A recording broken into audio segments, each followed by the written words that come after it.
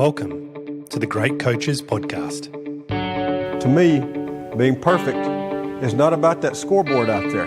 This is a chance of a lifetime. When you can understand the person, you can then work towards a common goal. We are all on the same team. Know your role and do it to the best of your ability. Focus on the fundamentals. We've gone over time and time again. Your defense has got to be better. Leave no doubt tonight. Great moments are born from great opportunity. Hello and welcome to the Great Coaches Podcast, where we explore leadership through the lens of high-performance sport by interviewing great coaches from around the world to try and find ideas to help all of us be better leaders. Our great coach on this episode is Vern Gambetta. Vern is that rare individual who has coached at the elite level across multiple sports. His foundation is in track and field coaching. However, over a career that spans over 50 years, he has worked in Major League Soccer, Major League Baseball, the NBA, cricket, the NHL, softball, swimming, and with the San Francisco 49ers and Kansas City Chiefs. He is also the author of 9 books and over 100 articles. By any sense of the definition, he is a coaching polymath.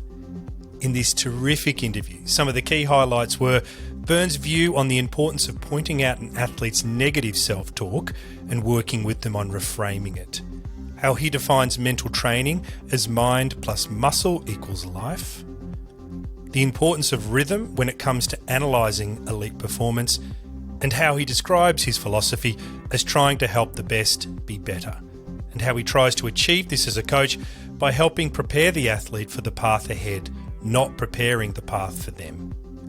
We were very lucky to get this interview with Vern, and I hope you enjoyed as much as we did. And just before we go to the interview, today's podcast is brought to you by the Macquarie University Business School's MBA program. Designed to empower, challenge and transform, the Macquarie MBA gives you the business skills and knowledge you need to succeed in an evolving global economy.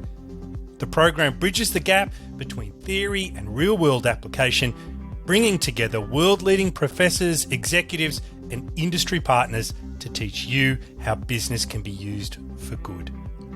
I have just started working with the team at Macquarie on some projects and can attest to the quality of the people and material. To find out more, search for Macquarie University Business School's MBA. And now please enjoy our interview with Vern Gambetta. You're listening to the Great Coaches Podcast. Vern Gambetta, hello and welcome to the Great Coaches Podcast. Well, Paul, thank you. It's an honor to be considered a great coach. I just think I'm another guy that has been very fortunate for 50, going on 54 years to coach. My mom and dad were immigrants. My dad basically did physical work all his life. And I think even to the day he died, he couldn't understand how I could make a living in t-shirt and shorts, and not digging ditches or something like that. But so I kind of joke that I've been able to travel all around the world on somebody else's dime, be around some of the greatest people you could ever imagine, and we call it coaching. So it's pretty neat. It's pretty neat. Yeah. We're going to get all into that backstory today and those 50 plus years of coaching some very diverse sports and sports people. But Vern, something really simple to kick us off. Could you tell us where you are in the world and what you've been up to so far today? Oh, today, yeah. Well, I'm in Sarasota, Florida. Got to work with probably one of the 3 best swimmers in the world this morning, a 16-year-old Canadian, Summer McIntosh, who swims for our local club here, the Sarasota Sharks. And of late, my emphasis has been a lot on dryland preparation for swimming.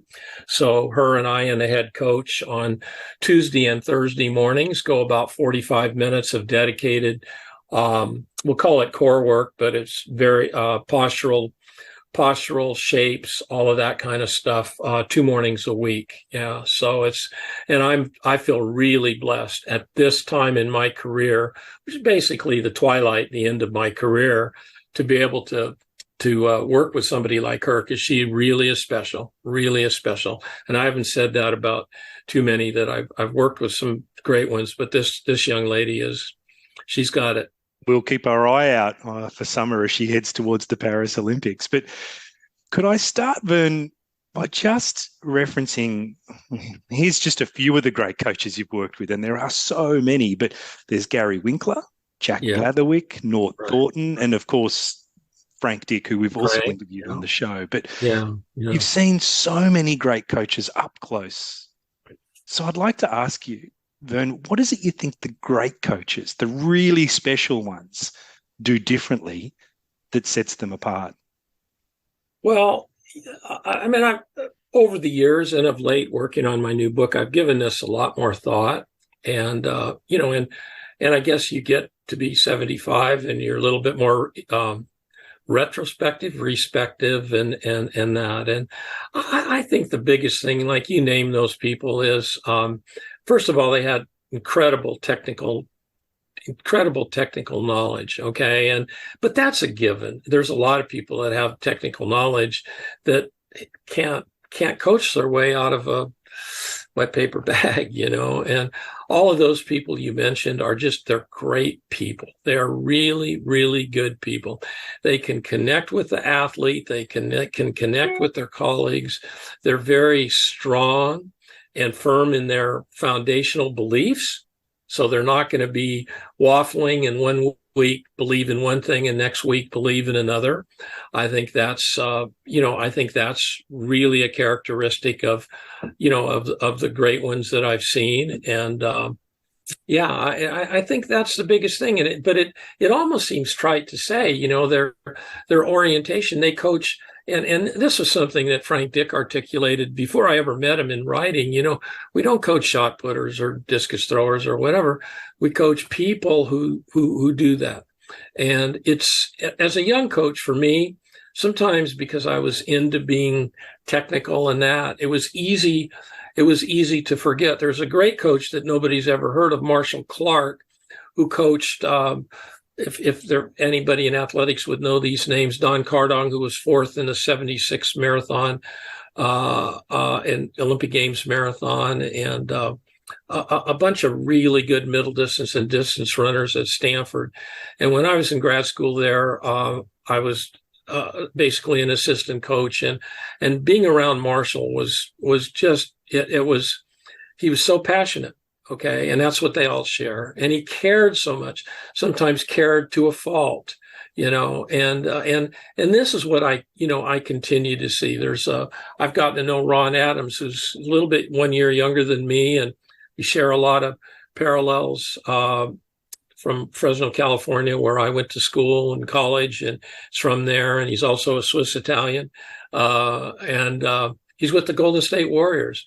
And it comes through. He is the coach whisperer of the NBA, but it comes through that it's about people. He can talk for 2 hours on defensive schemes and footwork, but it doesn't matter. I mean, we had a conversation about one player that he worked with, and it was just purely about that player as a person.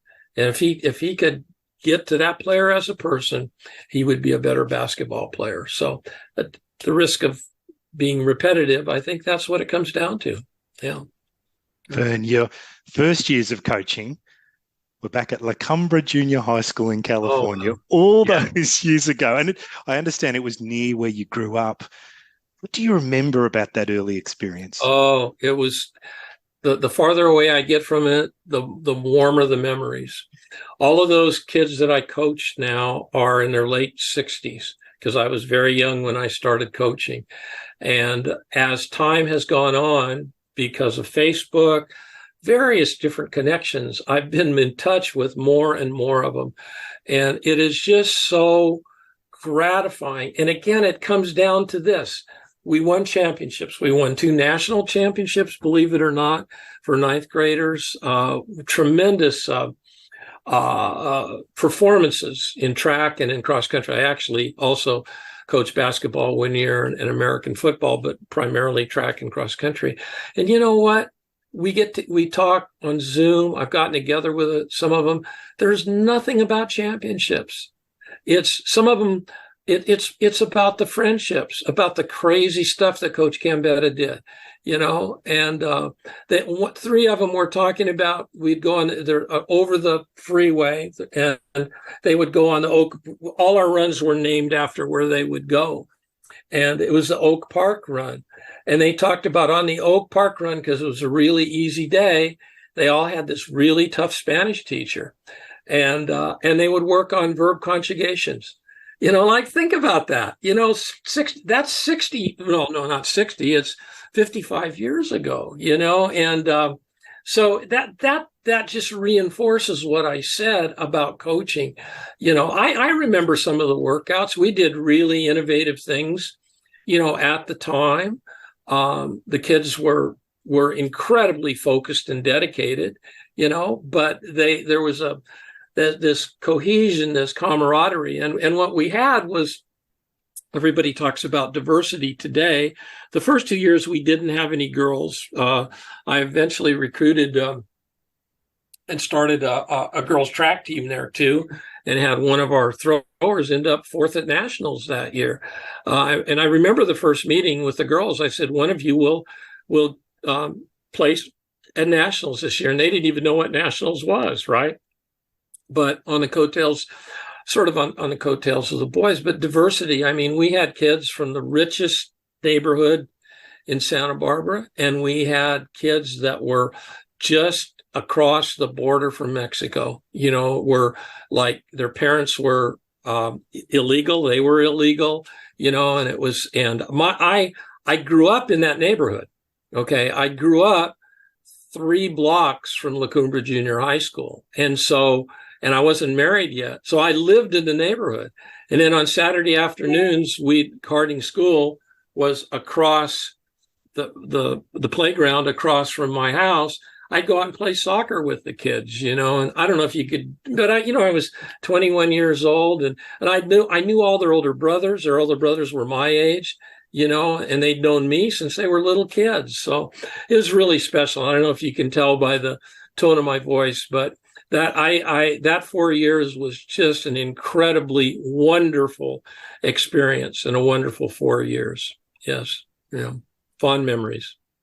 Vern, I've read where you describe your coaching philosophy as coaching the best to be better. Mm-hmm. Mm-hmm. Now, you've coached across so many sports: baseball, soccer, football, athletics, on and on and on. Mm-hmm. I wanted to ask you, are there any similarities in what the best have to do to get better across those different disciplines?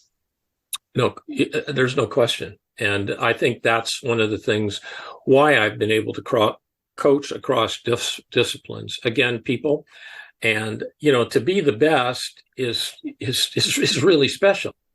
And when I say coaching the best to be better, it's go to La Cumbre Junior High. I mean, we knew who the 2 or 3 best boys were based upon what they did in gym class, but they were already really good. And probably if I would have done nothing, they would have been pretty good. But to take them to the next level, to have that boy run 4:33 in the mile in 9th grade and do that was, you have to raise the level of expectations. There was a focus, a concentration that was necessary, to be able to do that. Sometimes with college age athletes and even athletes out of school that were really good and underachieving, it was giving them a focus. Working with, I'm not trying to drop names, working with a 31-year-old, pretty good female cricket player, the best female cricket player of the last 10 years, Elise Perry from Australia. And for Elise, the whole goal is reawaken the athlete within. You were a world-class soccer player, and the more you specialized in cricket, the more injuries you had. So we've got to reawaken the athlete within and bring out that joy, that special thing about training. It's not a chore, and that. So yeah, that's, and again, I mentioned, this morning with Summer, I mean, she beat Kate Ledecky 2 weeks ago. I mean, doesn't get any better than that. She's 16 years old, and she could ride on a reputation and probably get a couple of medals, in Paris, maybe 3, maybe 4. She's 2-time world champion this year. But I think, and I'm a part of a team. Okay, it's not because of me. Don't want to say that, but we are really, and we had some conversations. The head coach and I had some conversations this morning, but she holds us accountable, and that's really cool. She reminded me of something. I hadn't seen her for 3 weeks because I was in Switzerland. She reminded me of something. So, it's that partnership. And sometimes it's being in the right place at the right time, and that. But yeah, I've been fortunate to observe some of the greatest athletes, not necessarily work with them, and see what it took. And it was just an incredible laser-like focus. It's so sometimes it seems so trite to say these kind of words, but it's true, because you don't get to be the best of the best without consistency and without these qualities really being developed to the finest degree. You have people that are, I call them shooting stars, come up, they win one champion. Teams, same thing. They win one championship, and you say, and then 10 years from now you go, whatever happened to? You ever play that game? Whatever happened to? I could name those names too. And those are the frustrating ones. That's why the gray hair, the ones that you thought could be the best, and you just couldn't reach. Now, I think coaches, you mentioned about good coaches, great coaches. I think we have a Messiah complex. We have this feeling that, we can save you, we can make you better. And that's something that, 54 years into this journey, I think the last 10 years, I've finally come to the realization that, Vern, you're not the savior. You can show them the way. And the path that you're not going to, this was a metaphor that one of the coaches in Singapore said, today we're trying too hard to make the path smooth, straight, narrow, really, just like no problems for the athlete. And what we've forgotten today, and this is what I think the motto in the back of my shirt, coaching the best to be better, is we prepare the athlete for the path. There's going to be periods of construction.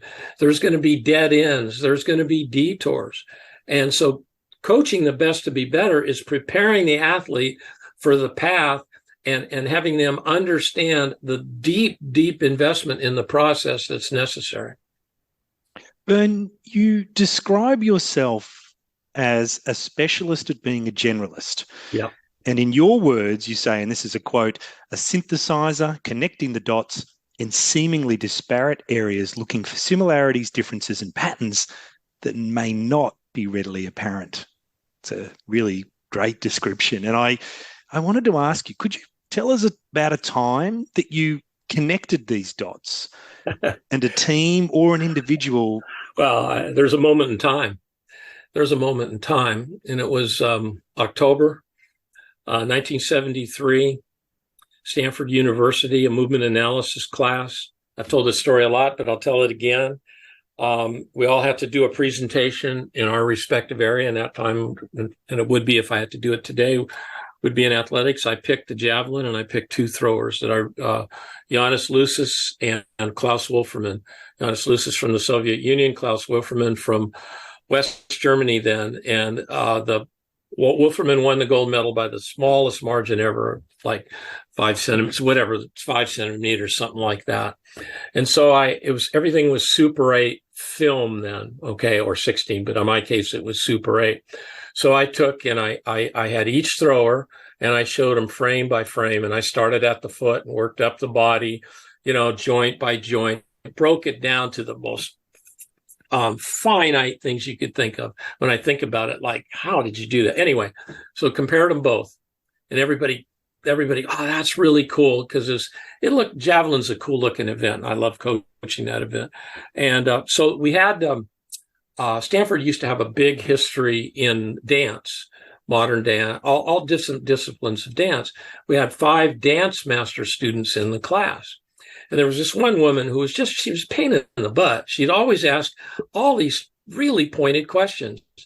And I realize now she wasn't a pain in the butt. I mean, actually, probably one of the reasons I've had any success at all was because she was a bit of a pain in the butt. And she raises her hand, and I thought, oh no, she's going to ask me like what the rectus femoris did when it connected with this or something. And she goes, no, she says, play it again. So I start going click, click, click. She says, no, play it again.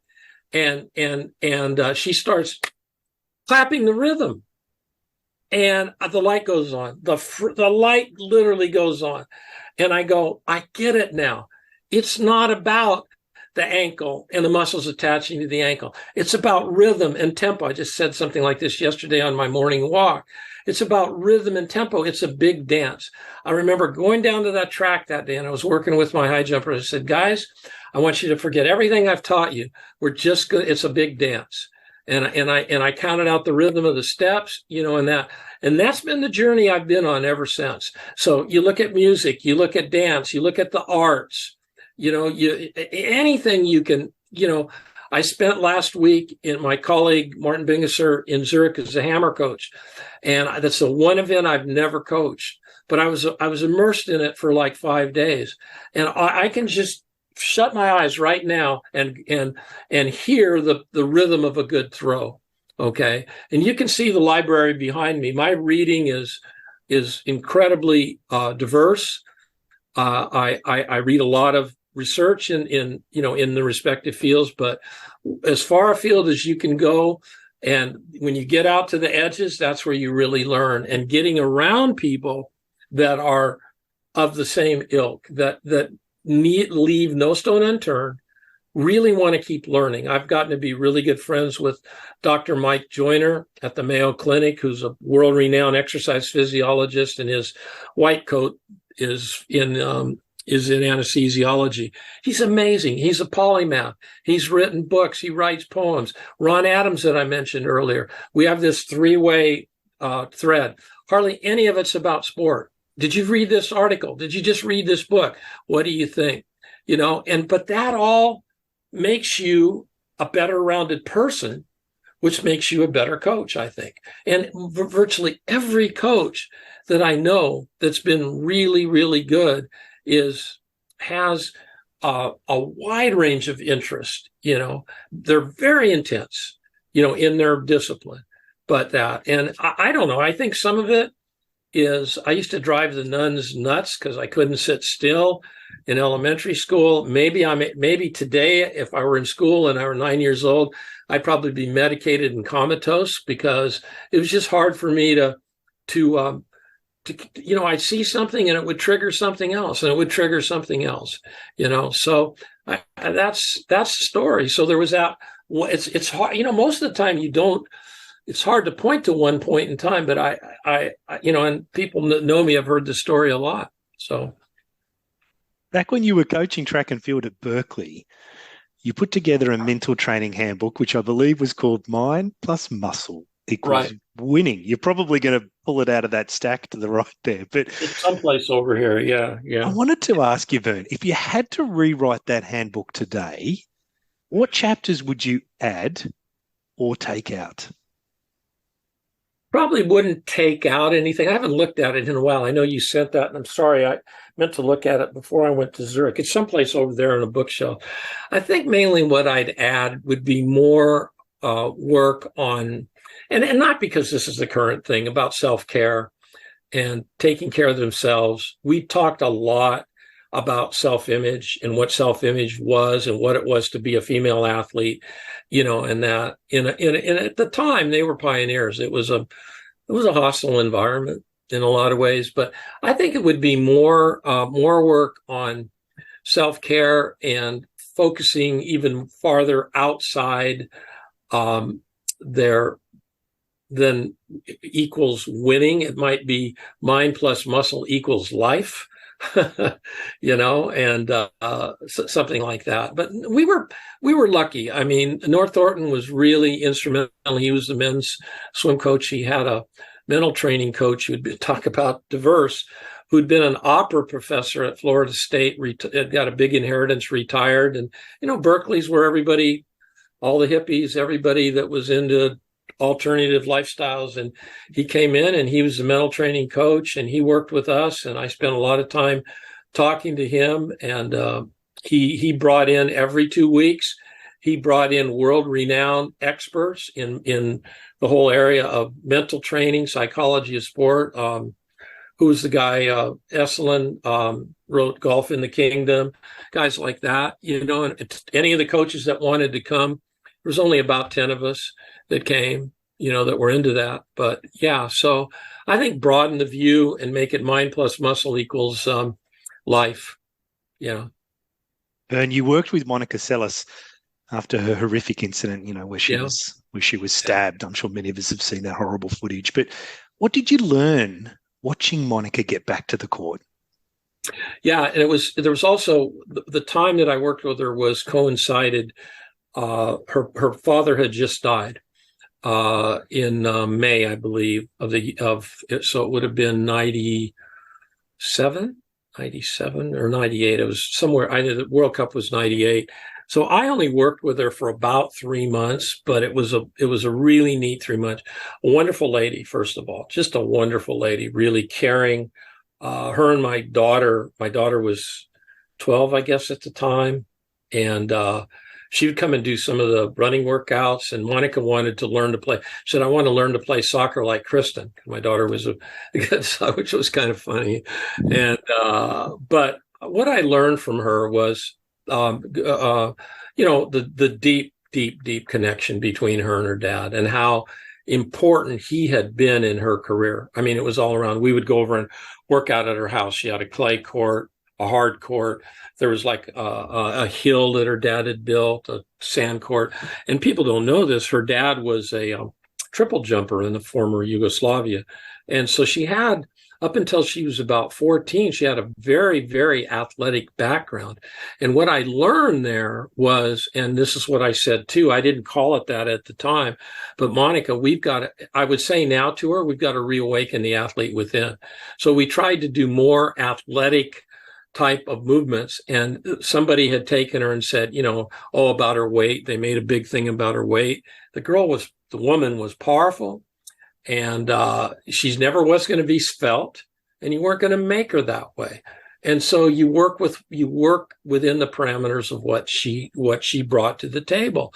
And so we tried to enhance that, in that. So, and again, it was a short period of time, but it was when you work with an iconic athlete like that, it was a really good experience. And I saw it, and I felt comfortable enough to talk to her and said, Monica, hitting for 2 hours every afternoon off the ball machine really isn't going to make you better. But she came back and she said, well, it helps me feel my, okay. I mean, you respect, but I said, I have to offer my opinion, but again, not being a tennis person, she had a reason for doing it, so, and anything we would do that was competitive, look out, just like Summer now, so if we were doing step-ups against time or something like that.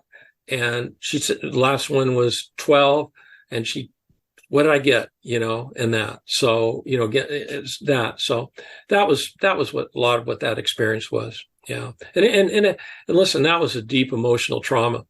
I don't think people even come close to understanding. And then that coupled with her dad dying and how close her dad and her were, it's amazing that she could come back and play, really, emotionally. So now, when you're asked about mental skills, how do you define mental strength? Well, yeah, and first of all, you've done your homework. I hate mental toughness. I think it's the worst thing you could ever think about. Everybody uses Navy SEALs and that kind of stuff, and they're not mentally tough; they're mentally strong. And great athletes are mentally strong. They can handle adversity. They know how to handle success. The lows aren't very low and the highs aren't very high. It's trite to say, but they, in each in their own way, are very goal oriented. And that's a mental skill, is to be focusing on goal achievement rather than anybody can set goals. Goal achievement, and mental practice is part of your daily work. So I always say we had a girl, woman, Emma Wyatt, got the silver medal in Tokyo in the 400 IM, arguably the toughest swimming event. And the whole theme, and again, it was an example of COVID actually helped her. She got another year of maturity. She really figured out that dry land was going to be important to her before she kind of just did it. And now it became really important to her. And our theme was own the finish. So everything we did, every day, every exercise, was about never losing sight of the fact that we have to own the finish. And she came up a couple of hundreds short, I think, but she came on in the last 50 meters like gangbusters, So mental training. And look, I got to work with Dr. Bob Nidifer, who was one of the pioneering sports psychologists in the world, wrote a terrific book called The Inner Athlete, which, if the listeners can get, might be out of print. He pioneered a test called the TASTE test of attentional and interpersonal style. We got really into that at Cal. We did a lot of that with the White Sox. But I think too much of it was sit down and talk about it in classroom settings and not enough on the field and picking out opportunities to point out things that they were doing really well and things that you could work on.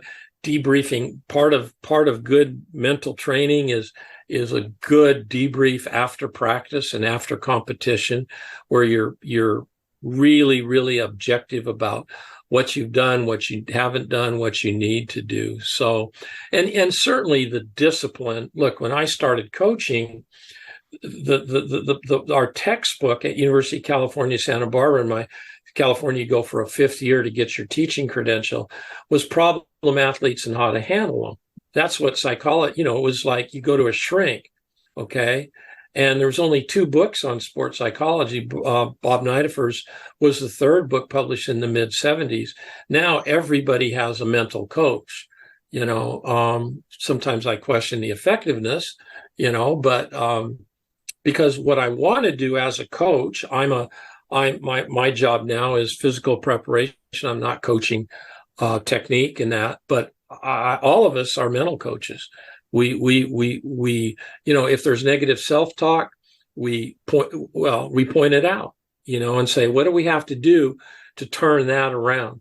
And my favorite book that I assign to athletes is something my mother gave to me when it's called I Think I Can, The Little Engine That Could. I think I can. It sounds trite, but that gives us a frame of reference to go back to when the negative self-talk starts, or they're saying, we're going to go this next week. Look at the times of those. Yeah, you're going to be right with them and you're going to beat them because we own the finish because of what we do. Physical preparation yields mental strength, by the way. And what about if we flip that coin around, Vern? What have you learned about the measure of a coach? He won 5 national championships. His winning percentage is .875. Yeah. Probably means that he had really good people and he didn't screw up, in a lot of ways. I think the measure of a coach is what you do with what you have. I'm convinced that there are I know coaches that you've never heard of that are infinitely better coaches than some of the names you've mentioned, because they didn't coach Olympic teams. They coached in a small high school someplace, and every year those kids were just they performed up to their level of ability. Okay, and that's all you can ask as a coach. Now, sometimes great coaches, based on environment, a lot of different things, can get people to rise above the level of their ability, and more power to them, But a lot of people that we look at as great coaches achieve that success through manipulation, domination, and control. I'm not into that. I look at North Thornton passed away 2 years ago, and I look at the tributes to him from his former swimmers still today on, and that. And, he made their life better. That's all you can ask. Did they make their lives, the lives of their athletes better, in all ways, shape? And I know that sounds hokey to a certain extent, but, again, and the hardest thing is, I will say, is to have a team or a squad with incredible ability. You talk about pressure, that's pressure, because now you got to get them aligned and to reach their ability, whether it's a team or something like that. So, Vern, these days you run the very successful Gain Network and helps people with their professional development. And you've had some great coaches attend. I know Eddie Jones, came over there and talked about it as well. I've heard him mention it. But what does Gain actually focus on to help people develop? That's a great question. And it was going back almost not grad school, but just after when I got out of grad school and went back and was coaching now at Santa Barbara High, the school where La Cumbre Junior High students fed into middle school and then high school. I was exposed to some in 1972 to the AAU, then was the governing body of sport, and they had a learn by doing clinic in Sacramento, hotter than Hades, and a guy named Fred Wilt, who is an iconic figure in track and field, really did a tremendous amount for coaching in the U.S. And we went from 8 a.m. till 5 p.m, and then from 7 to 9 at night, every night for 5 nights. And it was and you name it, anybody who was anybody at the high school, junior college, or college level in athletics coaching in the United States in the next 40 or 50 plus years, was at that clinic and went through everything. You did the events, and he had great teachers. And I thought, this is a model. This is a model. If I ever get the opportunity, I want to do something like this because it made the difference for me. So fast forward to late 1980s, and I started to do some more teaching, doing some workshops for conditioning coaches and speaking more nationally and internationally. And I started a workshop called Building and Rebuilding the Complete Athlete, not strength training, not speed, and it was for coaches, physios, doctors, chiropractors, parents, athletes, anybody. And it was very successful, but we did it Friday night, Saturday, and Sunday. I taught it by myself. After this last weekend where I talked for 6 hours, I don't know how I did it. It was like 16 hours nonstop. And as we got more and more into it, and I used to say, you can't learn to dance sitting on your pants. You'd sit on your butt, for 8 hours a day and take notes and discuss things.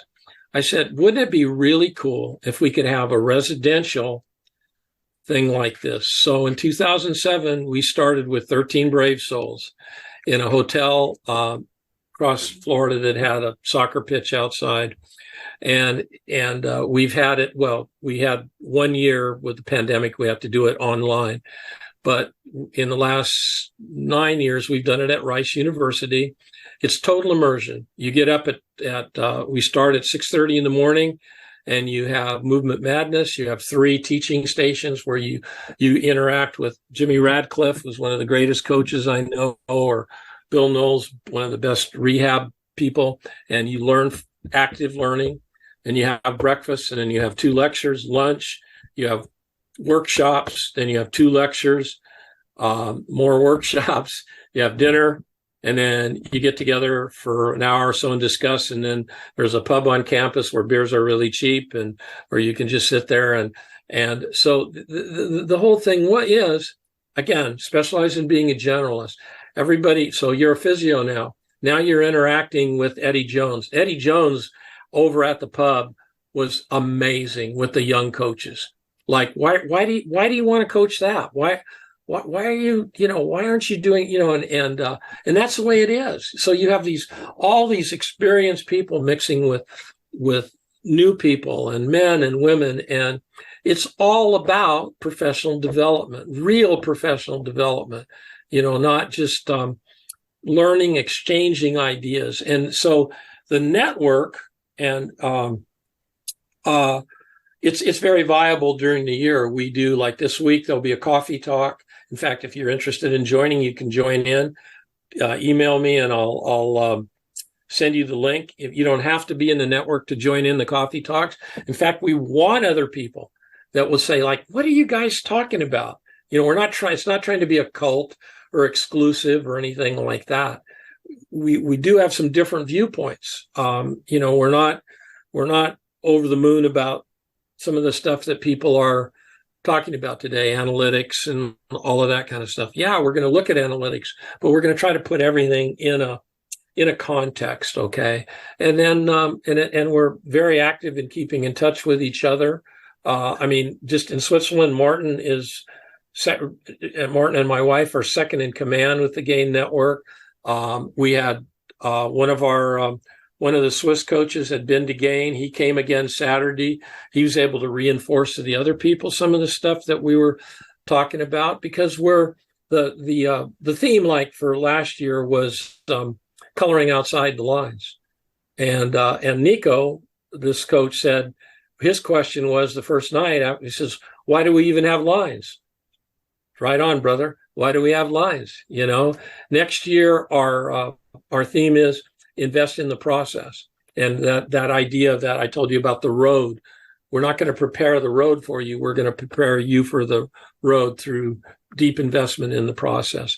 Long-winded answer to say it's a really special group of people that, again, that because of various interactions with people throughout my career that I've been able to gather, and a lot of, and what I love about them is I'm not held up like, oh, this guy's a guru.